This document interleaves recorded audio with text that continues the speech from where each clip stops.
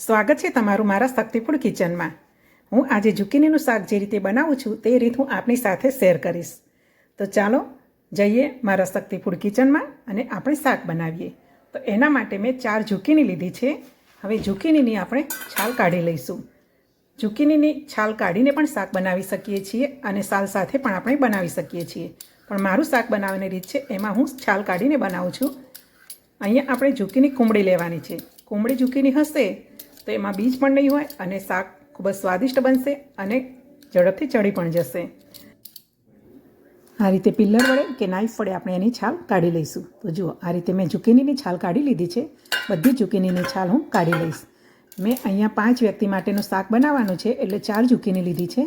આપણા ઘરમાં જેટલી વ્યક્તિ હોય એ પ્રમાણે આપણે ઝુકીની લઈશું અને આ રીતે એને છાલ કાઢી લઈશું અને એને સમારી લઈશું.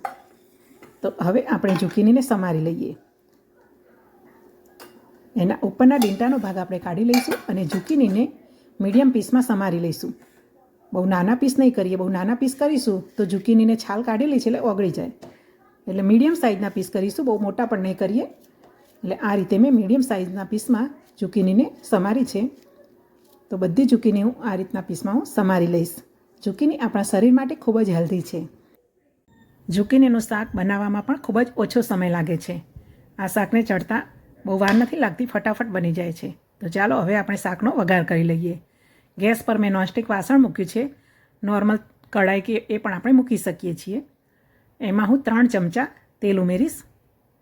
હવે તેલ ગરમ થઈ જાય એટલે એમાં 1 ચમચી જેટલું જીરું ઉમેરી લઈએ. જીરું સરસ ફ્રાય થઈ ગયું છે એટલે હવે એમાં આદું અને લસણ ઉમેરી લઈએ. મેં 6 થી 7 જેવી લસણની કળી અને એક આદુનો ટુકડો વાટી લીધા છે. તેને આ રીતે સરસ સાંતળી લઈએ. હવે એમાં 2 લીલા સમારેલા મરચાં ઉમેરી લઈએ. મરચાંને પણ સરસ રીતે સાંતળી લેવાના છે. આદુ લસણ મરચાં સંતળાઈ જાય એટલે સમારેલી ઝુકીની એમાં ઉમેરી લઈએ. ગેસની ફ્લેમ આપણે મીડિયમથી થોડી ફાસ્ટ રાખવાની છે અને ઝુકીનીને વઘાર સાથે સારી રીતે મિક્સ કરી લઈએ. હવે શાકને આ રીતે થોડું થોડું સાંતળીને એને ઢાંકીને થોડી વાર સુધી ચડવા દઈએ. શાક થોડું ચડી જાય એટલે એને હલાવી લઈએ અને પછી એમાં મસાલા કરીએ. સ્વાદ અનુસાર મીઠું ઉમેરીશું. 1 ચમચી જેટલી હળદર ઉમેરીશું. 1 ચમચી ધાણા જીરું પાવડર ઉમેરીશું. 5 ચમચી જેટલું લાલ મરચું પાવડર ઉમેરીશું. 1/2 ચમચી કશ્મીરી લાલ મરચું પાવડર ઉમેરીશું. લીલું મરચું ઉમેરેલું છે એટલે લાલ મરચું આપણે ઓછું ઉમેરીશું. હવે બધા જ મસાલા હલાવીને મિક્સ કરી લઈશું. હવે શાકમાં બધા સ્વાદનો બેલેન્સ જળવાઈ રહે એના માટે થોડો ગોળ ઉમેરી લઈએ. ગોળ ન ઉમેરવો હોય તો સ્કીપ પણ કરી શકાય છે. ઘણીવાર એવું થાય કે શાકમાં ગોળ ઉમેરીએ એટલે શાક ગળ્યું થઈ જાય, પરંતુ આ રીતે ઓછો ગોળ ઉમેરીશું તો શાક ગળ્યું નહીં થાય, પરંતુ બધા સ્વાદનો બેલેન્સ જળવાઈ રહે છે. હવે શાકને ઢાંકીને ચડવા દઈશું. હવે ગેસની ફ્લેમ આપણે મીડિયમથી સ્લો રાખવાની છે. હવે જેમ જેમ શાક ચડશે એમ એમાંથી પાણી છૂટું પડશે. ઝુકીનીના શાકમાં આપણે પાણી રેડવાની જરૂર નથી પડતી. ઝુકીની એનું પાણી જેમ જેમ ચડે એમ છોડતી જ રહેશે. હવે સરસ એવું તેલ છૂટું પડી ગયું છે એટલે હવે એક સમારેલું ટામેટું એમાં ઉમેરી દઈશું. હલાવીને મિક્સ કરી લઈશું. શાક સરસ ચડી ગયું છે. હવે ઢાંકણું ઢાંકી દઈશું. ગેસની ફ્લેમ બંધ કરી દઈશું અને ટામેટાને ગરમ ગરમ શાકમાં સીજવા દઈશું. 2 જ મિનિટમાં ગરમ ગરમ શાકમાં ટામેટું સરસ સીજાઈ જશે. હવે ઝીણા સમારેલા ધાણા એમાં ઉમેરી લઈશું. હલાવીને મિક્સ કરી લઈશું. હવે શાક સરસ તૈયાર થઈ ગયું છે. હવે શાકને ગેસ પરથી નીચે ઉતારી લઈએ.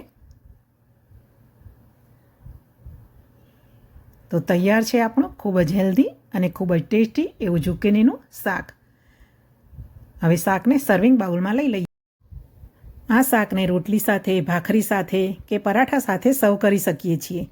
ગરમ ગરમ પરાઠા સાથે આ શાક ખાવામાં ખૂબ જ ટેસ્ટી લાગે છે. જોઈને જ ખાવાનું મન થઈ જાય એવું શાક આપણું બની ગયું છે. તો હવે શાકને આપણે ગરમા ગરમ રોટલી સાથે સર્વ કરીશું. આશા રાખું છું કે તમને મારી આ રેસીપી જરૂર પસંદ આવી હશે. વિડીયોને લાઈક કરશો. ચેનલને સબસ્ક્રાઈબ ન કરી હોય તો સબસ્ક્રાઈબ કરશો. જય શ્રી કૃષ્ણ. જય માતાજી.